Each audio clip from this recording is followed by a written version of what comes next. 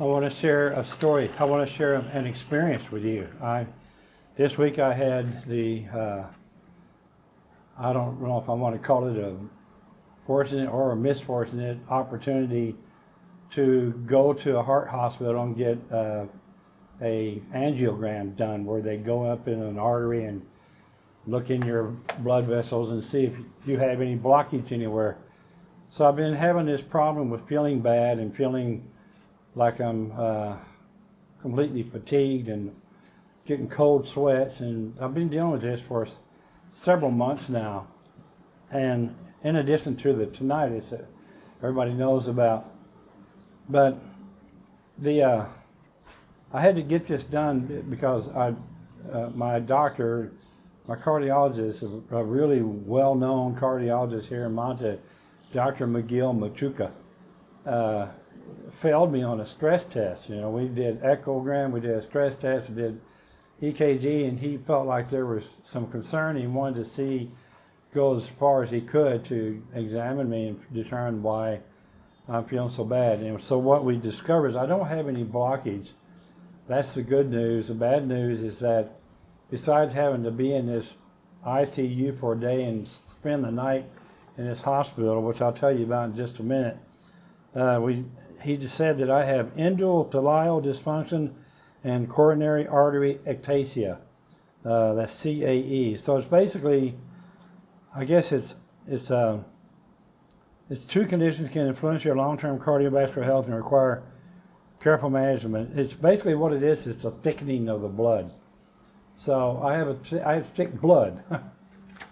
I've never heard of this, but I went online and started researching it, and sure enough, yeah, that's what it is. So I wrote to Dr. Machuca yesterday and tell me specifically what it is, and that's what he told me, that endothelial dysfunction and coronary artery ectasia.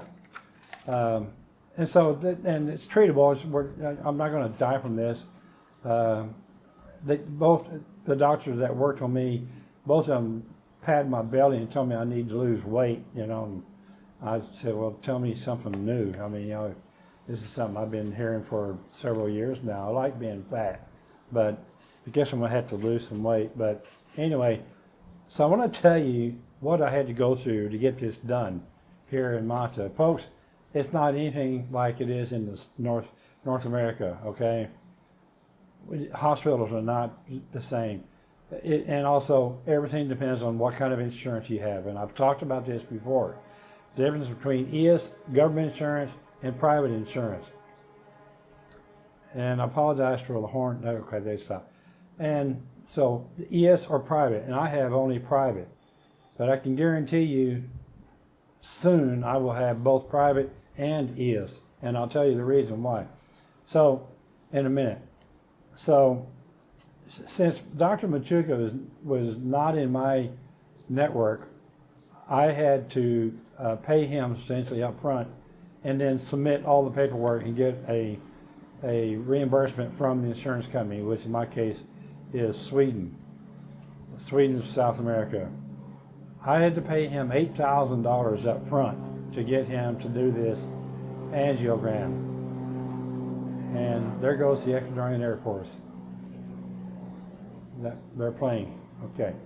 So anyway, I know that's a bad joke. I should have cut it out, but as you can tell, I didn't.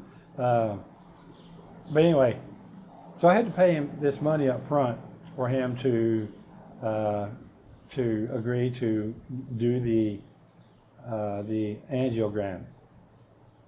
The cost of the angiogram is $3,500, but he wanted $8,000 because he was concerned that I was going to need stents. And so he wanted $8,000 because the bill could have gone to as high as $15,000. And I would still have to come up with that and pay him up front, probably before they'd even let me out of the hospital. So, but fortunately for me, I didn't have to have any stents, and my bill was only $3,500. Sweden has already agreed to pay $3,175 of that, so I'm out the rest, $325 or something like that.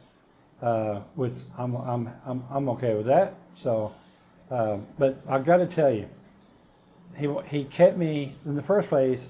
when he did the cardiogram or the angiogram, he did it through an artery in my hand, okay? And I want you to see the results of doing that. That's what I got.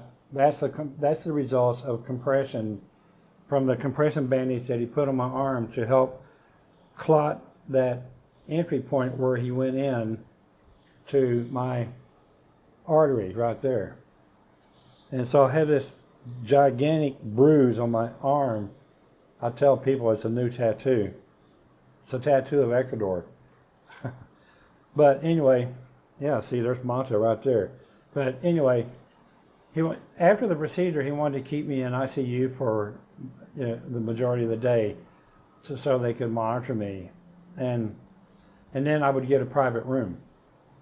He put me in ICU, and I laid on this bed in ICU, this pad that was about that thick. At least it was a reclining bed, but it had an air mattress in it that inflated, deflated. But that wasn't the bad part. The bad part was that ICU was manned by some very young nurses and a young doctor, cleaning crew, floor crew, bathroom cleaning crews. Some guy, I guess he was the music department because he whistled. You know, it was loud and rowdy, and you would have thought that we were at a party. I've never seen an ICU there was so much chaos going on between and amongst the staff. There were very few patients in there, but it's like, I've never seen anything like that. So if you come here and you're gonna have to be in ICU, you may have to tolerate that, okay? They were nice kids. I mean, I didn't have any problem with them. We had a few jokes, and I made sure that they understood that I was the grumpy old gringo, and I got them hooked up to looking at my channel and so forth. Anyway, the other bit of news that I want you to know about, if you're in a hospital here, they expect you to have somebody from your family to be with you, okay, while you're in the hospital.